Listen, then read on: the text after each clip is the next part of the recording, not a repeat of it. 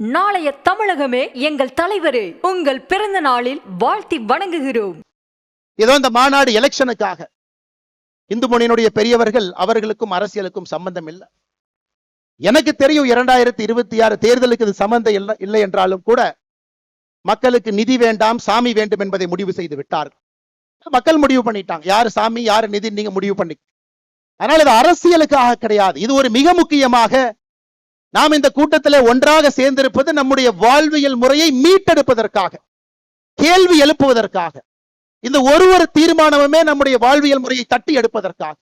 அதனால்தான் அருமை சொந்தங்களே, நாம் இன்றிலிருந்து கேள்வி கேட்க ஆரம்பிக்க வேண்டும்.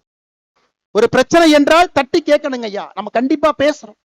தமிழகத்திலே 44,000 ஆலயங்கள், 44,000 44,000 தமிழ்நாடு அறநிலைத்துறை கீழ இருக்கு.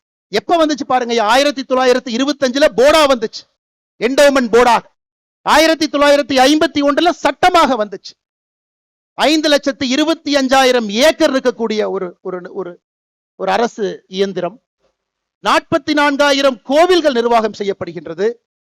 1000 ஆண்டுகளுக்கு மேல பழமையான கோவில்கள் மட்டும் 344 கோவில்கள் அறநிலைத்துறையினுடைய கட்டுப்பாட்டில் இருக்கு. எங்கேயாச்சும் ஒரு இடத்துல ஒழுக்கமாக அறநிலைத்துறையினுடைய செயல்பாடு இருக்கான்னு நீங்க கேட்டுப்பாரு. பணம் இருப்பவனுக்கு ஒரு மாதிரி, பணம் இல்லாதவருக்கு ஒரு மாதிரி. கேள்வி கேட்டுப்பாரு. அதையெல்லாம் மாற்ற வேண்டும். ஒரு புதுவிதமாக ஆன்மீகத்தை முன்வைத்து நடக்கக்கூடிய ஒரு ஆட்சி மட்டுமல்ல, ஆன்மீகத்தை முன்வைத்து இந்த சமுதாயம் தன்னை வழிநடத்தி கொள்ள வேண்டும் என்பதற்காக இந்த முருகர் மாநாடு நடந்து கொண்டிருக்கிறது அன்பு சொந்தங்களே. அதனால இங்க வந்திருக்கக்கூடிய எல்லோருமே முருக பக்தர்களாக வந்திருக்கிறீங்க.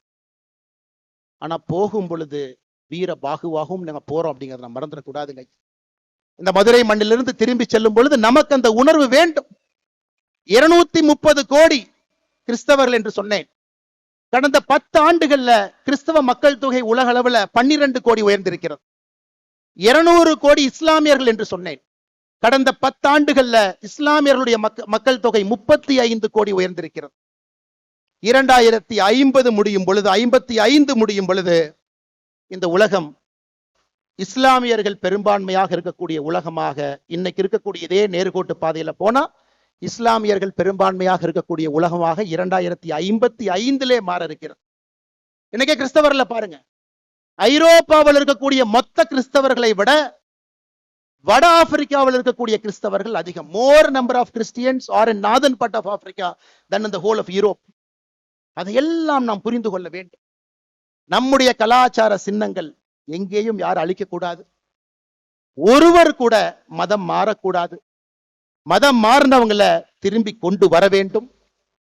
120 கோடி இருக்கக்கூடிய உலகத்துல இன்னைக்கு 4வது பெரும்பான்மை சமுதாயமாக இருக்கின்ற நம்முடைய சமுதாயம் தொடர்ந்து இதே போல இருக்கணும். காரணம், இன்னைக்கு தமிழகத்தினுடைய அரசியல் களத்துல பாத்தீங்கன்னா தமிழ் வேறு, ஆன்மீகம் வேறு, இலக்கியங்கள் வேறு என்று பிரித்திருக்கின்றார்கள். ஆனா நம்ம ஊர்ல அப்படி பிரிக்க முடியாது.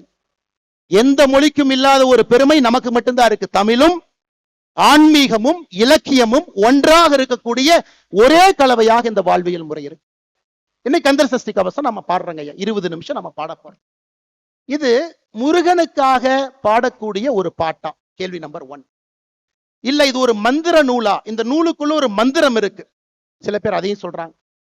அதையெல்லாம் தாண்டி கந்த சஷ்டி கவசத்தை மட்டும் பாடினீங்கன்னா போதும், இருக்கக்கூடிய எல்லா பிரச்சனைகளும் காணாம போயிடும். இது 3 விதமாக இலக்கியமாக பார்க்கின்றார்கள், பக்தியாக பார்க்கிறாங்க, ஆன்மீகமா பார்க்கிறாங்க. நாளைய தமிழகமே எங்கள் தலைவரே, உங்கள் பிறந்த நாளில் வாழ்த்தி வணங்குகிறோம்.